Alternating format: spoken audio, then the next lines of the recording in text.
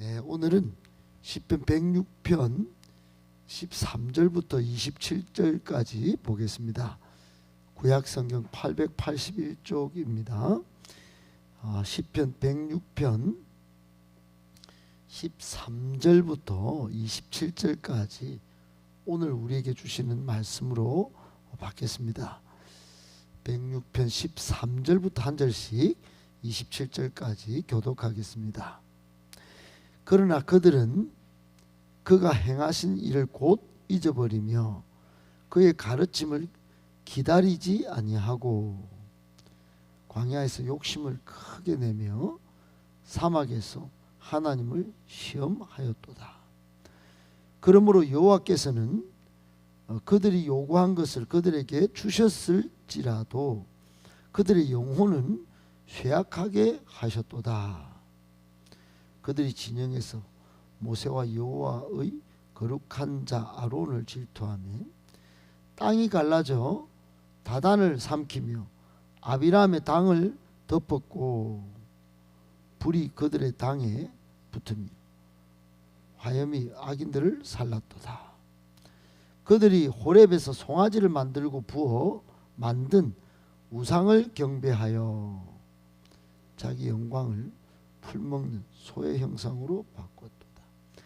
애굽에서 큰 일을 행하신 그의 구원자 하나님을 그들이 잊었나니 그는 함의 땅에서 기사와 홍해에서 놀랄만한 일을 행하신 이시로다.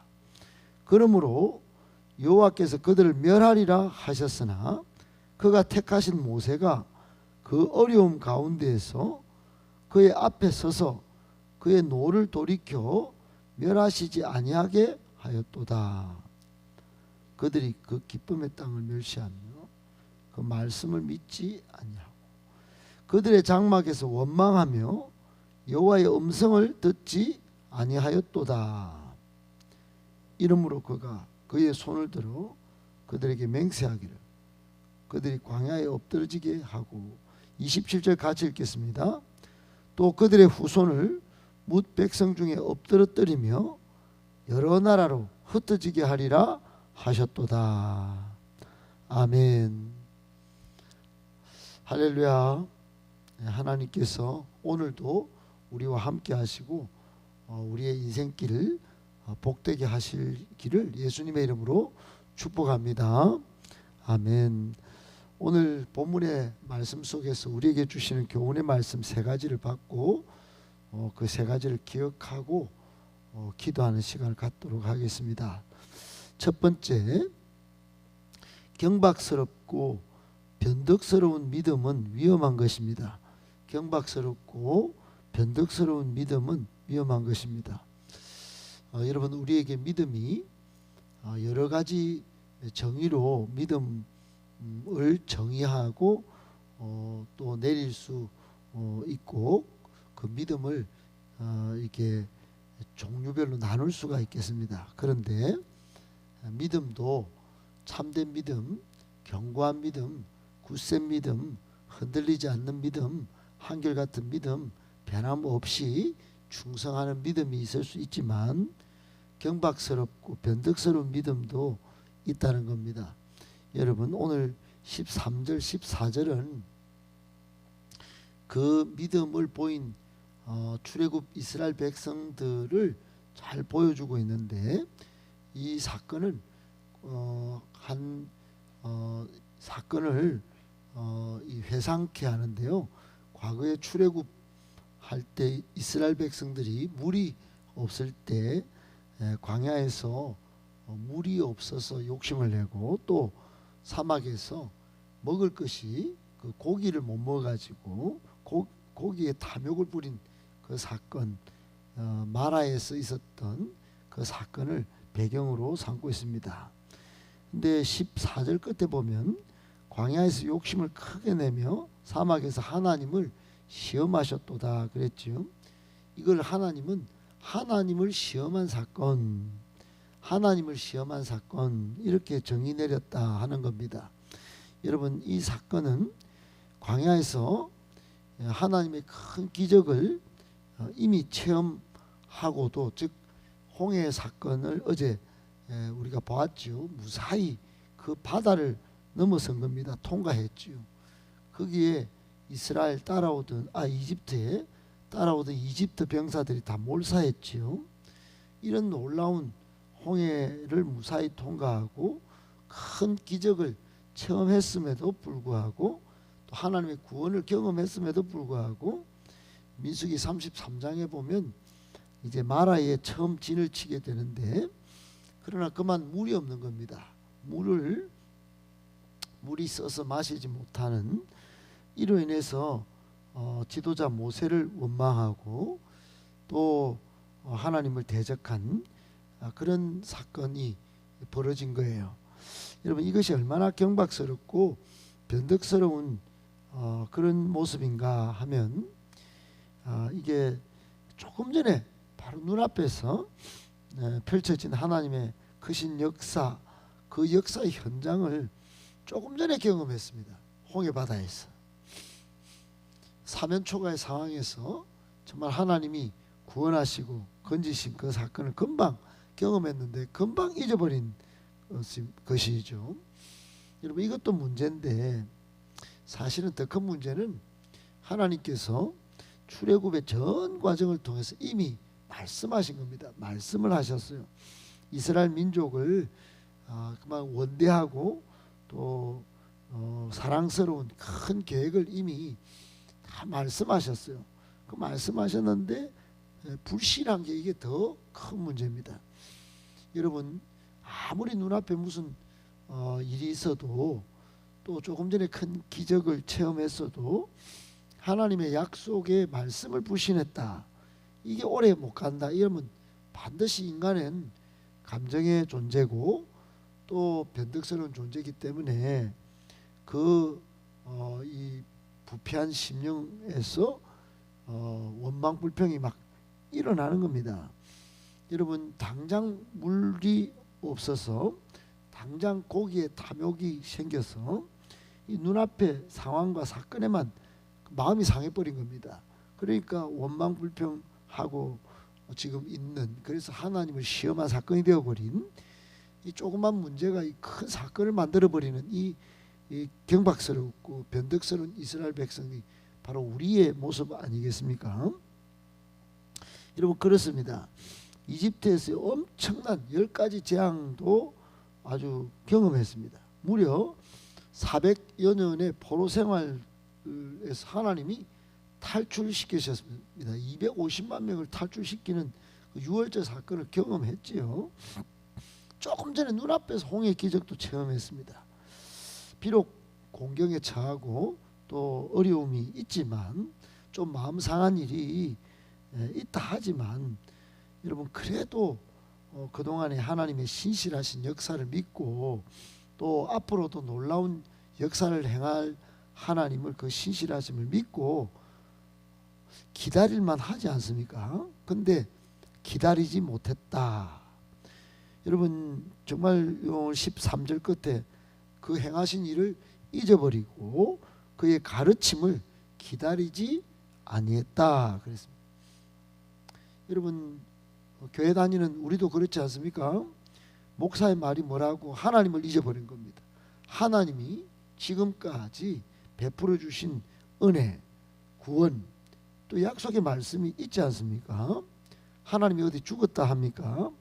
그걸 못 기다리는 겁니다. 얼마나 경박스러운지, 얼마나 변덕이 심한지 여러분, 우리 자신의 믿음을 살펴봐야 합니다. 오늘 본문의 말씀은 바로 그것을 교훈하는 것입니다.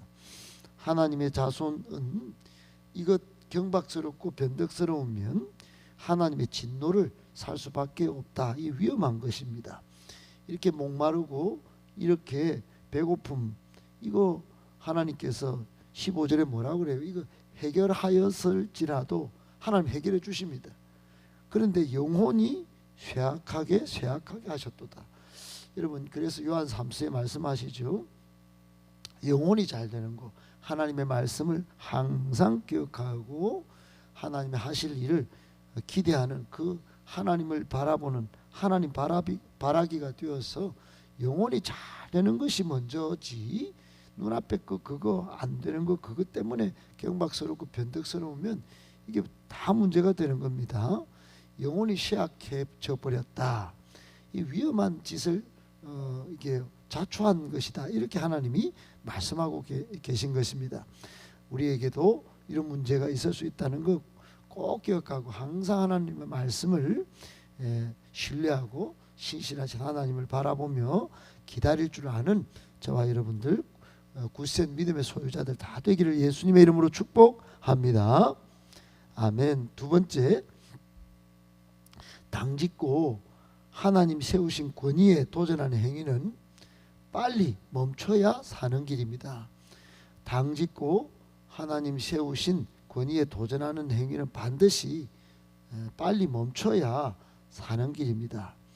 여러분, 교회에서 가장 위험한 거, 그것은 하나님의 권위를 인정치 않고 질서에 순응하지 못하는 행위가 굉장히 위험한 것입니다. 이게 여러분 곳곳에 이런 이야기가 많아요.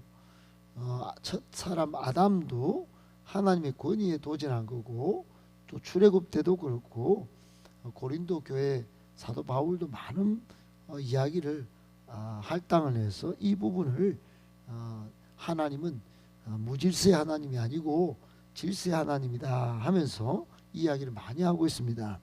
로마서 1장에도 그렇게 말하고요. 당짓고 수군수군 원망불평하는 세력들이 모여서 권위에 도전하고 질서를 도전하는 것은 이게 화를 크게 자초하는 겁니다. 여러분, 오늘 16절 17절에 보면 고라 자손 이야기가 나옵니다. 다단 아비람만 나오지만 고라 자손 다단 아비람 온 등등이 당을 지어서 약 250명의 족장들과 함께 하나님 세우신 권위, 하나님의 통치에 반발하고 도전하는 행위를 해서 땅이 갈라져서 죽어버린 사건, 그 사건을 지금 보여주고 있습니다. 하나님은 모세에게 전체적인 통치권의 지도력을 주셨고, 아론에게는 제사장의 권위를 주셨어요. 오늘 본문에는 이 사람들이 자신들의 위치를 망각하고 원래 성막에 돕는 일을 하던 사람들인데, 이 고라 자손은 아론의 제사장 직분에 그게 탐이 나가지고 그게 도전했다, 이렇게 평가하고 있습니다. 여러분, 이 그때 당시만 해도 제사장 직분, 오늘날로 지금 목회권, 목회 권위가 있는 겁니다. 목회의 권리가 있는 거예요. 그것까지 다 하겠다. 설교에 도전하고 또 성례를 행하고 목양하는 일에 거기까지 도전하면 이건 답이 없는 겁니다. 답이 없어요.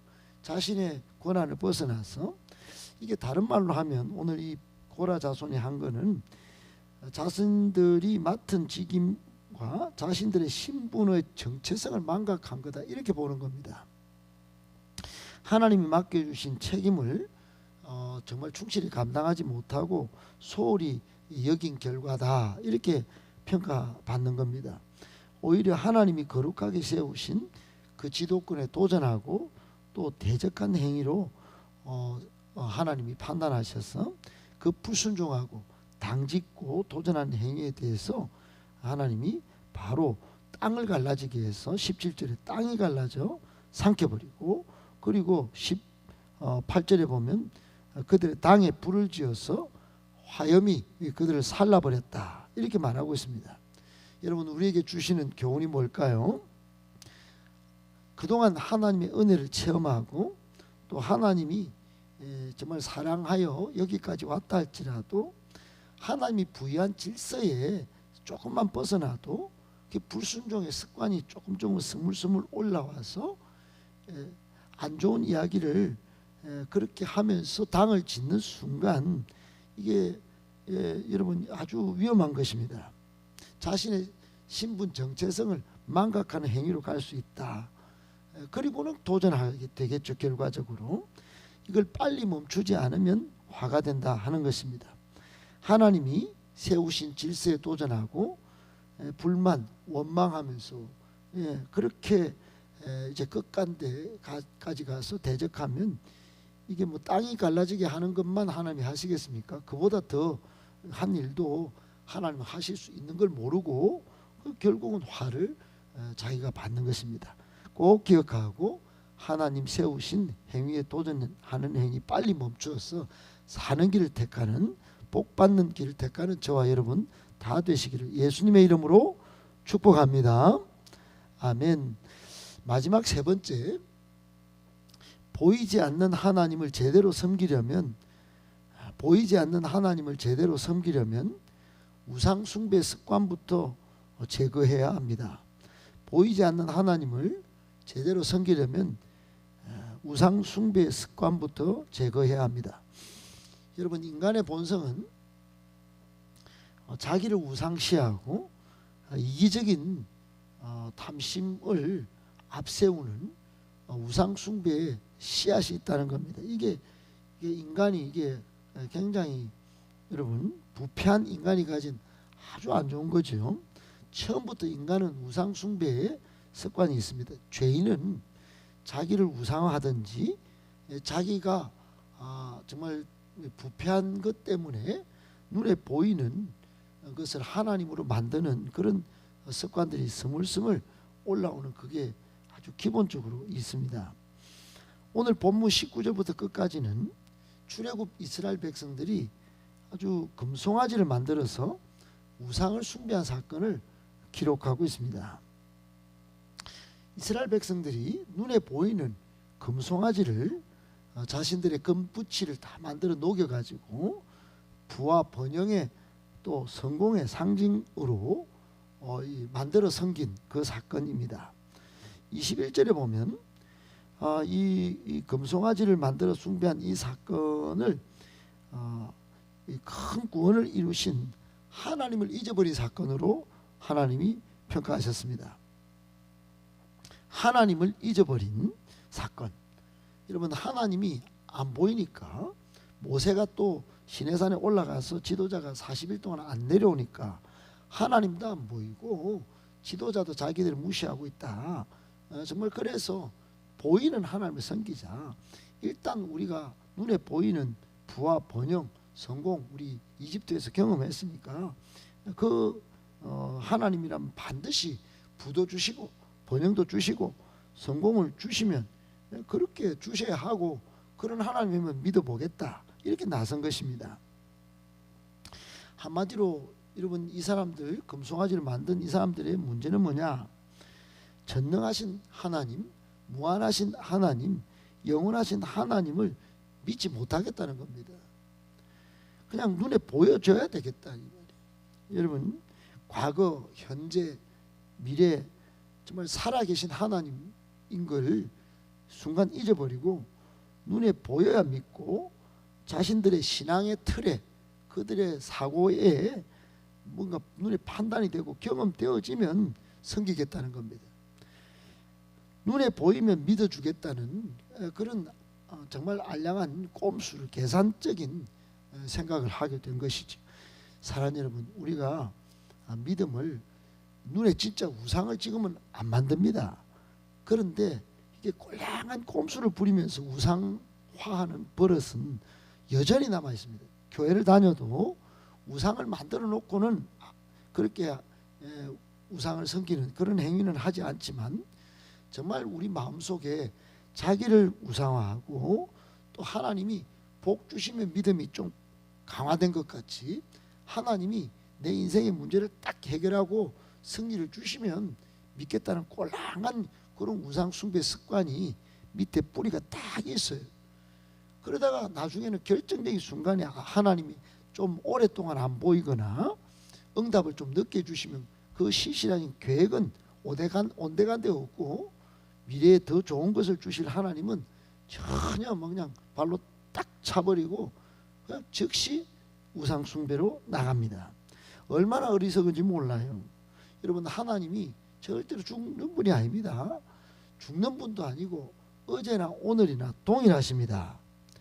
그래서 10계명에 하나님은 1계명부터 4계명을 통하여 하나님을 온전히 믿고 섬기도록 말씀하셨고, 이계명은 절대로 눈에 보이는 거 그거 조각하든지 또 깎든지 뭐 어디 부어 만들든지 절대로 만들지 못하도록 철저히 경계하시는 계명을 주셨어요. 여러분, 마지막 말씀의 교훈은 뭘까요? 오늘 24절에 잘 적혀져 있습니다. 24절에 보면 이렇게 되어 있죠. 그들이 그 기쁨의 땅을 멸시하고 그 말씀을 믿지 아니했다. 여러분, 하나님은 지금 눈에 보이게 역사를 하시는데 그 역사는 하나님의 말씀을 온전히 듣고 믿는 사람에게 역사하고 계십니다. 하나님의 말씀을 믿지 않으면 역사하시는 하나님을 만나는 거, 체험하는 거 여러분 어렵습니다. 그리고 25절에도 그들의 장막에서 원망하여 그들이 여호와의 음성을 듣지 아니했다 그랬어요. 지금도 말씀으로 얼마나 음성을 들려주고 계십니까? 하나님은 눈에 보이지 않지만 말씀으로 하나님이 말씀하는 음성을 지금 여러분 귀에, 제 귀에 들려주고 계십니다. 그런데 이런 하나님을 성공이나 부나 뭐 눈에 딱 보이게 안 만들어주면 안 듣고 안 믿겠다 나선다면 이거 진짜 어리석은 것입니다. 여러분, 지금도 오늘도 들려주신 하나님의 음성, 또 말씀하신 하나님을 잘 믿고 잘 따르다 보면 하나님이 반드시 은혜 주시고 우리의 삶에 역사하시는 줄 믿습니다. 이런 하나님을 잘 섬겨서 우리 이 세상에 하나님 좀 보여달라 하는 사람들에게 하나님을 우리의 삶으로 보여주는, 하나님을 증명해 보이는 멋진 매력 있는 품격 높은 우리 모두가 다 되시기를 예수님의 이름으로 축복합니다.